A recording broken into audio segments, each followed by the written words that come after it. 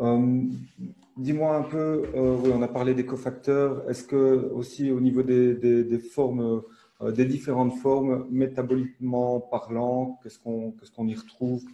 Quelles sont les différences? Alors les différences, ça on avait déjà un petit peu expliqué, mais disons que les différences en Mhm. fait, c'est on a une première différence entre les formes solubles, inorganiques solubles et les autres formes organiques ou Oui. aminocomplexées.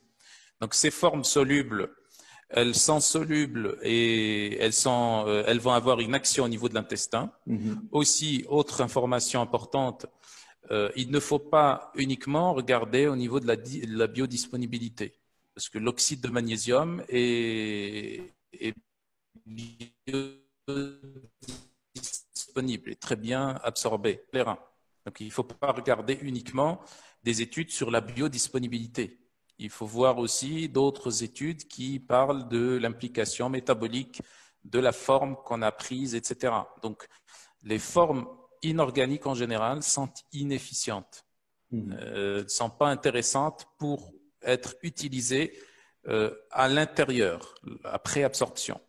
Donc en général, soit elles sont pas bien absorbées, et à ce moment-là, c'est pas grave, surtout les formes solubles, inorganiques solubles, on va les utiliser pour l'intestin, pour l'accélération du transit, etc. Sinon, même si elles sont bien absorbées, elles vont être éliminées très rapidement.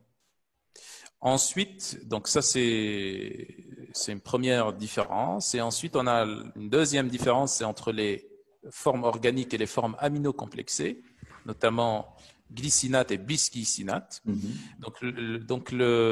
La différence, c'est au niveau de la biodisponibilité, la biofonctionnalité. Quand on dit biodisponibilité, c'est l'absorption intestinale. Et puis quand on dit la biofonctionnalité, c'est l'absorption intestinale plus donc la métabolisation, donc le stockage, l'utilisation, le recyclage et la régénération et l'élimination. Et donc ici, on fait appel à une notion, un concept très important qui est la demi-vie. Donc la demi-vie Mhm. d'un bisglycinate de magnésium est plus importante que les autres formes organiques.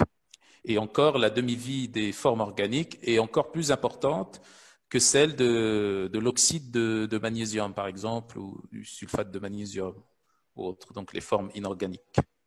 Donc, et puis, on a aussi une troisième différence, c'est entre les formes inorganiques, ou plutôt les formes organiques elles-mêmes, comme j'avais déjà expliqué, citrate pour l'équilibre acido-basique, malate pour le système nerveux, etc. Ok, ben, merci pour ces explications complètes et creusées et Avec grand recherchées. plaisir. Ce que je propose, c'est qu'on se retrouve la semaine prochaine. Alors, est-ce que ce sera en live ou est-ce qu'on fera un enregistrement? Je ne sais pas, ça dépendra un peu parce qu'on a eu quelques problèmes techniques ici ce soir. Mais en tout cas, pour la semaine prochaine, le sujet sera la silice, si c'est OK pour toi, évidemment. Oui, oui, c'est OK, c'est parfait.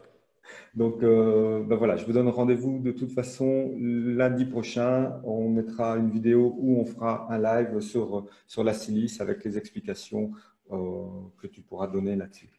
Je te remercie. Très Je vous bien. souhaite à tous une bonne soirée. Désolé pour le petit couac informatique. On va corriger ça très rapidement pour que ce soit OK pour la prochaine fois. Voilà, je vous souhaite une très bonne soirée et au revoir. À Merci, très très belle soirée. Au bientôt. revoir. Au Salut. revoir.